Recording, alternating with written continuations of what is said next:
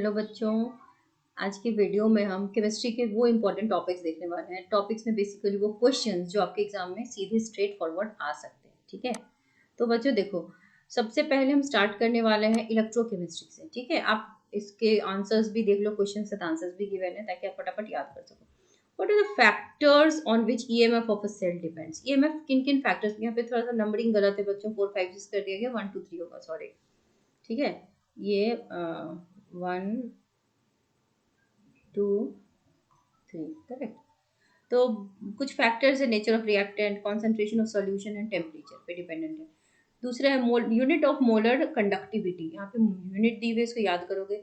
Effect of temperature और molar conductivity, temperature का क्या रोल है, molar conductivity increases with increase in temperature. Why is it possible to measure the single electrode potential, sorry it is not possible. हम hydrogen को बनाते हैं ना एक आधार, क्यों, क्योंकि सिंगल हम निकाल नहीं सकते, क्योंकि पोटेंशियल हमेशा डिफरेंस में निकलता है। ठीक है, पोटेंशियल हम नहीं निकाल सकते, हमेशा पोटेंशियल डिफरेंस निकाला जाता है। ठीक है, इज इट सेफ, ये क्वेश्चन काफी इंपॉर्टेंट है, पूछे गए हैं। Is it safe to stir silver nitrate solution with copper spoon? No, it is not safe, क्योंकि क्या होगा कि आपस में बच्चे रिएक्ट कर जाएंगे। ये 2 बार लिखा गया है, टू फॉर्म, तो इस वजह से ये नहीं करा सकते। Why is it necessary to use salt bridge in galvanic cell? Salt bridge हम क्या करते हैं, सर्किट को कंप्लीट करने के लिए रखते हैं। What is the EMF of cell when the cell reaction attains equilibrium? उस वक्त EMF जो होता है वो जीरो होता है। इलेक्ट्रोकेमिकल सीरीज क्या है, ये अरेंजमेंट है of various electrodes in the decreasing और increasing order of standard reduction potential. ठीक है, अब है what is the use of platinum foil in hydrogen electrode. It is used for inflow and outflow of electrons. Express the relation between conductivity and molar conductivity. ये है उसका relation. अगला point question, what is the effect of catalyst on Gibbs free energy and activation energy. देखो यहाँ पे कोई असर नहीं है कैटलिस्ट का गिव्स फ्री एनर्जी पे, और catalyst provides an alternate pathway, दूसरा रास्ता बताते हैं ना जिससे एनर्जी ऑफ एक्टिवेशन जल्दी मिल जाए। Then what flows in the internal circuit of galvanic cell? Those are ions. What is meant by limiting molar conductivity? Molar conductivity of a solution at infinite dilution. जब dilution infinite हो तब कहते हैं उसको limiting molar conductivity. ये था आपका electrochemistry से क्वेश्चन। अब कुछ क्वेश्चन देखते हैं हमारे काइनेटिक्स से। रेट ऑफ रिएक्शन क्या होता है? रेट ऑफ रिएक्शन मतलब रिएक्टेंट किस रेट से प्रोडक्ट में कन्वर्ट होता है, उसको रेट ऑफ रिएक्शन कहते हैं। ऑर्डर ऑफ रिएक्शन क्या होता है ये आप जानते हो। Order of power of concentration terms in the rate law में जो पावर है वो कहलाता है। If the rate constant of reaction is this, then identify the order. आपको ऑर्डर आइडेंटिफाई कैसे करोगे, इस यूनिट से। ठीक है, एस इनवर्स जो होता है वो टाइम इनवर्स यानी कि टी इनवर्स है, वो तो फर्स्ट ऑर्डर का होता है। ठीक है, right the unit of rate constant for zero order, तो ये यूनिट थोड़ा सा याद कर लेना।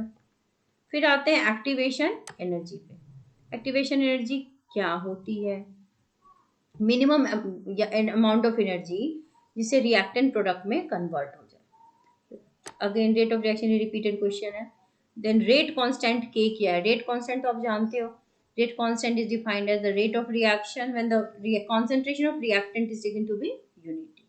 ठीक है, next for a reaction reactant converts to product, half life is observe to be independent of initial concentration, है ना। इस समय हाफ लाइफ जो होता है इनिशियल कॉन्सेंट्रेशन पे इंडिपेंडेंट होता है। तो ये कुछ इंपॉर्टेंट क्वेश्चंस हैं आपके काइनेटिक्स के। अब थोड़ा सा सरफेस केमिस्ट्री देख लो। टिंडल इफेक्ट क्या होता है, जब भी किसी कोलॉइडल पार्टिकल पे बीम ऑफ लाइट पड़ती है ना तो it gets scatter, that is Tyndall effect. Lyophobic colloid क्या होते हैं, फिलिक और फोबिक। फोबिक मतलब यू डोंट लाइक समथिंग, ठीक है, तो जो सॉल्वेंट को लाइक ना करे, डिस्पर्सन मीडियम को लाइक ना करे, those are lyophobic। जैसे कि substance like metals which when mixed with dispersion medium do not form colloidal salts, mix नहीं होते क्योंकि ये फोबिया है इनको उससे, they don't like it। और लायोफिलिक मतलब वो अच्छे से मिल जाएगा। एग्जाम्पल सब देख लो। इलेक्ट्रोफोरेसिस, इलेक्ट्रोफोरेसिस का मतलब ये कोलॉइडल सॉल्यूशन से जब इलेक्ट्रिसिटी पास कराते हो तो आयंस जो है वो अलग अलग इलेक्ट्रोड पे चले जाते हैं। कोगुलेशन प्रोसेस, कोगुलेशन मतलब क्या होता है, प्रेसिपिटेट कर जाए, जैसे दूध फट जाता है ना तो वो कोगुलेशन ऑफ प्रोटीन हुआ। तो कोगुलेशन मतलब settling down of particle. Emulsion, liquid liquid जब मिलता है तो बनता है emulsion. How can a colloidal solution and true solution of same color be distinguished? Colloidal और true solution को distinguish करना बहुत मुश्किल है, इसलिए उसको हम टिंडल इफेक्ट से डिस्टिंग्विश कर सकते हैं. ठीक है. How is a sol different from emulsion? ये sol, gel, emulsion में थोड़ा थोड़ा फर्क है. Emulsion मतलब dispersed phase और dispersion medium दोनों जहां पर लिक्विड हो. ठीक है. सो कोलोइडल सॉल में क्या होगा, सॉलिड होगा इसका डिस्पर्स फेज एंड लिक्विड होगा डिस्पर्सन मीडियम, लेकिन इमल्शन में दोनों ही लिक्विड होंगे. ठीक है.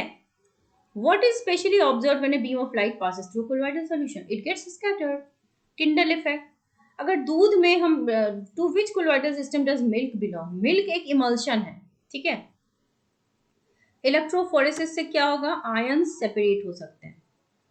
Then what are the two applications of adsorption? Adsorption के दो examples they low, decolorization of sugar and in gas mask charcoal is used which adsorbs poisonous gas in the mines. ये दो बड़े अच्छे examples हैं, इसको आप याद रखना. ठीक है. ट्रू सॉल्यूशन टिंडल इफेक्ट क्यों नहीं शो करता, उसके पार्टिकल का साइज बहुत छोटा होता है, much smaller than the wavelength of light, इसलिए वो स्कैटर नहीं होता. ठीक है. नेक्स्ट क्वेश्चन है physisorption chemisorption which has higher enthalpy of absorption. Bond जितना स्ट्रांग होगा एंथैल्पी उतनी ज्यादा होगी. फिजियोसॉर्प्शन में बॉन्ड वीक है तो एंथैल्पी वीकर है, छोटा है, कम है. और कीमियोसॉर्प्शन में एंथैल्पी ज्यादा होगी. What are the dispersed phase and dispersion medium. दूध में जो फैट्स होते हैं ना वो भी लिक्विड है, वो फेज है डिस्पर्स्ड फेज, और लिक्विड जो कि है dispersion medium. Give one example of sol and gel. Sol का एग्जांपल हो गया स्मोक, डस्ट. जेल का हो गया चीज. बहुत सारे एग्जांपल्स हैं, इतने ही नहीं है, आप कोई सा भी याद कर सकते हो. Example of lyophobic and lyophilic sol. Lyophobic में मेटल के जितने सल्फेट्स होते हैं और लायोफिलिक में स्टार्च. टेम्परेचर का इफेक्ट कीमियोसॉर्प्शन पे क्या होगा. Chemisorption increases with increase of temperature, यानी कि बॉन्ड ज्यादा मजबूत होगी. Why is absorption always exothermic? Exothermic होता है ये because it is accompanied by decrease of randomness. Particles अगर कहीं जाकर स्टोर हो गए यानी कि randomness घट गई. For the process to be spontaneous, delta G must be negative. अब associated colloid क्या होते हैं? Colloids which act as electrolyte at low concentration and shows colloidal behavior at higher concentration उसको कहते हैं associate colloid. जैसे soap solution, detergent. फिजियो और कीमियोसॉर्प्शन में डिफरेंस क्या है कि फिजियोसॉर्प्शन में बॉन्ड फॉर्मेशन जो है वो वीक है, कीमियोसॉर्प्शन में स्ट्रांग है. ठीक है. बोथ टेम्परेचर सरफेस एरिया बढ़ाने से दोनों ही बढ़ते हैं और प्रेशर बढ़ाने से. What type of colloid is form when a liquid is dispersed in solid. तो जेल बन सकता है. Right. A dispersed phase and a dispersion medium in butter. Butter में आप जानते हो कि डिस्पर्स्ड फेज जो है वो ऑयल है and dispersion medium is butter. अब थोड़ा सा डीएनए ब्लॉक देख लो. Write the formula of oxo anion of chromium. तो ऑक्सो एनायन ऑफ क्रोमियम का ये फॉर्मूला होता है. लेंथेनॉइड कॉन्ट्रैक्शन जो होता है वो आप जानते हो कि there is a decrease in the atomic radii from La to Lu. उसका कारण होता है लेंथेनॉइड कॉन्ट्रैक्शन, यानी कि 4f में इलेक्ट्रॉन का फिल हो जाना, d से पहले अगर f में इलेक्ट्रॉन भरने लगे तो लेंथेनॉइड कॉन्ट्रैक्ट होने लगता है. Why do transition elements shows oxidation state. Transition element के पास इनकम्प्लीट डी ऑर्बिटल है, जिसके वजह से जहाँ पे अनपेयर्ड इलेक्ट्रॉन्स होते हैं उस कारण वो वेरिएबल ऑक्सीडेशन स्टेट शो करता है. What happens when this compound is heated. ये रिएक्शन याद कर लेना, नाइट्रोजन, वाटर और क्रोमिक ऑक्साइड में conversion. Right the formula of oxo anion of manganese. Oxo anion of manganese ये वाले हैं, परमैंगनेट आयंस. अब थोड़े से क्वेश्चन देख लो कोऑर्डिनेशन कंपाउंड्स की. आईयूपीएससी नेम आएगा बच्चों. इस कंपाउंड का आईयूपीएसी नेम क्या है. देखो ये निकल के साथ 3 अमोनिया है तो ट्राई अमीन, ये हमारा है NO3, नाइट्रेटो निकल. यहाँ पे ऑक्सीडेशन स्टेट निकालोगे निकल का 3 आएगा. ये कैटायन था पूरा जोन. अब एनायन का नाम लिखोगे क्लोराइड. अब यहाँ पे नाम दिया हुआ फॉर्मूला लिखना है. टेट्रा अमीन, यहाँ पर देखो 4 अमीन हो गया, कोबाल्ट, क्लोराइडो कोबाल्ट. ठीक है. और यहाँ पर एक्वा भी है, वाटर भी है. तो यहाँ पर हमें वैलेंसी निकाल के चेक करनी होगी. कोबाल्ट की वैलेंसी यहाँ पर 3 है, प्राइमरी वैलेंसी. ठीक है. उस हिसाब से हम एडजस्ट करेंगे. Give an example of linkage isomer. सब क्वेश्चन नहीं आएगा लाके, इसको रहने दो.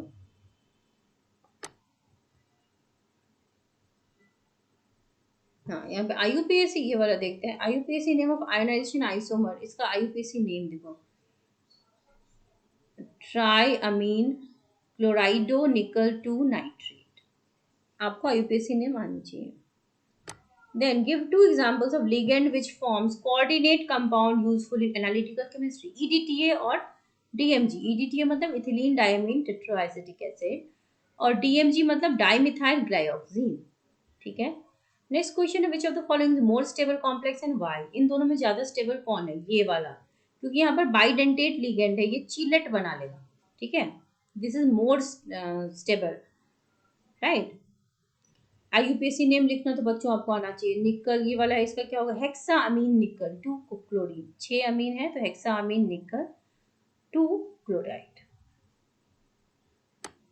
IUPAC name of this compound, यहाँ पे 4 क्लोरीन है तो टेट्रा क्लोरिडो निकलेट 2।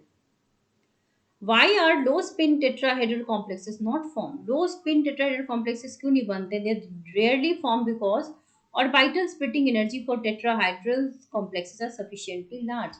Splitting energy large होगी तो splitting नहीं होगी ना, splitting energy low होगी तो फटाफट splitting होगी। अब दो और कंपाउंड है, यूपीएससी नेम देख लो। यहाँ पे 4 अमीन है तो टेट्रा अमीन क्लोरिडो नाइट्रो कोबाल्ट 3 इसका नाम, और इसका हो गया डाइक्लोराइडो। डाइक्लोराइडो इसके लिए, और ये EN जो होता है वो तो इथिलीन डायमीन, ये दो ओके इथिलीन डायमीन, इसके लिए हम लिखेंगे बिस इथिलीन डायमीन कोबाल्ट 3। इस तरीके से इनका नाम लिख देंगे। अब आते हैं ऑर्गेनिक पार्ट पे, carboxylic acid, aldehyde and ketone. देखो ये रिएक्टेंट है, बेंजीन है, ये एसाइल क्लोराइड है, एनहाइड्रस AlCl3 के प्रेजेंस में हमें रिएक्टेंट बनाना है। देखो क्या हो गया यहाँ पर, यहाँ पर इस बेंजीन के साथ ये वाला पार्ट जुड़ गया। ठीक है, अब नेक्स्ट क्वेश्चन देखो।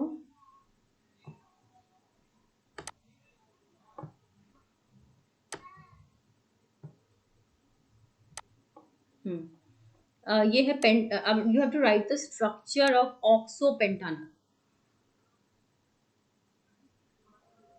Okay, so you have to write the name of oxopentanal. तो यहाँ पर देखो 3 ऑक्सोपेंटानल, यहाँ पर नाम कैसे लिखोगे? सबसे पहले लॉन्गेस्ट चेन ढूंढो, 1 2 3 4 5, 5 कार्बन का चेन है। तो यहाँ पर देखो पेंटेन अल, यहाँ पर एल्डिहाइड है CHO, और थर्ड नंबर पे ऑक्सो है तो 3 oxopentanal. Next write the structural formula of 1 phenyl pentane 1 one. तो 1 पोजीशन पे फिनाइल है, पेंटेन यानी कि 5 कार्बन है तो 1 2 3 4 5, 5 कार्बन दिया, 1 पे ओन भी है यानी कि कीटोनिक ग्रुप, तो डाल दिया हमने। नेक्स्ट है draw the structural formula of 1 phenyl propane 1 one. तो प्रोपेन यानी कि 3 कार्बन वाला 1 2 3 कार्बन ले लिया, फर्स्ट पोजीशन पे ओन भी है और फिनाइल भी है तो यहाँ पर फिनाइल ग्रुप भी डाल देंगे। टोलेंस रिएजेंट बहुत इंपॉर्टेंट है, राइट यूजफुलनेस। टोलेंस रिएजेंट है अमोनियाकल सिल्वर नाइट्रेट, इसका आप रिएक्शन चाहो तो याद कर लो, ये सिल्वर मिरर टेस्ट देता है। इसको जब एल्डिहाइड से रिएक्ट कराते हो तो सिल्वर प्रेसिपिटेट आउट हो जाता है। So this is very important in the, हमें एल्डिहाइड का प्रेजेंस अगर चेक करना हो तो। ठीक है, स्ट्रक्चर ऑफ 3 मिथाइल ब्यूटेनल। तो ब्यूटेनल के लिए 4 कार्बन ड्रॉ करो, 1 2 3 4, थर्ड पोजीशन पे मिथाइल डाल दो, ये थर्ड कार्बन है, मिथाइल डाल दिया, और फर्स्ट पे अल यानी कि aldehyde. Draw the structure of 4 chloropentane two 1, 1 2 3 4 5, pentane के लिए 5 कार्बन हो गए। अब फोर्थ पे क्लोरो और सेकेंड पे ऑक्सो ग्रुप, बन गया हमारा कंपाउंड। अब है arrange the compound in an increasing order of reactivity nucleophilic addition reaction, ethanol propanol propanone butanol. तो एडिशन रिएक्शन को सबसे ज्यादा फेवर करने का जो ऑर्डर है, इंक्रीजिंग ऑर्डर ये है, ब्यूटेनॉन से ज्यादा प्रोपेनॉन, से ज्यादा प्रोपेनॉल, से ज्यादा इथेनॉल। आईयूपीएसी नेम इस कंपाउंड का कैसे लिखेंगे? कार्बन कितने? 1 2 3 4 5, पेंटेन तो हो गया, सेकेंड पोजिशन पे ईन है तो पेंट 2 ईन हो गया, और फर्स्ट पोजिशन पे एल्डिहाइड है तो पेंट 2 ईन अल। इसका नाम क्या है? यहाँ पे फिनाइल ग्रुप है, 3 कार्बन है तो यहाँ पे प्रोपेन, लेकिन ईन है ना यहाँ पे, प्रोप 2 ईन अल, और थर्ड पोजीशन पे फिनाइल। देखो ये एल्डिहाइड को फर्स्ट नंबर देंगे, इसको सेकंड, इसको थर्ड, क्योंकि aldehyde will always be at the first position. Third carbon से जुड़ा है फिनाइल। अब क्वेश्चन है कि give a chemical test to distinguish between benzoic acid and phenol. तो आप क्या कर सकते हो, बेंजोइक एसिड जो है उसमें बेंजीन रिंग है, it forms brisk effervescence with NaHCO3, लेकिन फेनॉल ये टेस्ट नहीं देगा। अब एक टेस्ट आपको करना है to distinguish between ethanol and propanol, ठीक है। इथेनॉल और प्रोपेनॉल के बीच अगर हमको डिस्टिंग्विश करना है तो इथेनॉल को अगर हीट करें हम I2 से तो it gives a yellow precipitate of iodoform, iodoform test है ये, लेकिन प्रोपेनॉल आइडोफॉर्म टेस्ट नहीं देगा। Distinguish between propanol and propanone, propanol और प्रोपेनोन में भी आप आइडोफॉर्म कर लो। प्रोपेनोन जो है on reacting with this gives yellow precipitate, लेकिन प्रोपेनॉल नहीं देगा। तो ये कुछ टेस्ट्स हैं जो आप इंपॉर्टेंट हैं, पूछे गए क्वेश्चन से। देन अब आते हैं अमाइंस पे, थोड़े से क्वेश्चन और हैं, बस देख लो। ये question explain why carbon nitrogen this bond angle in trimethyl amine is 108 degree.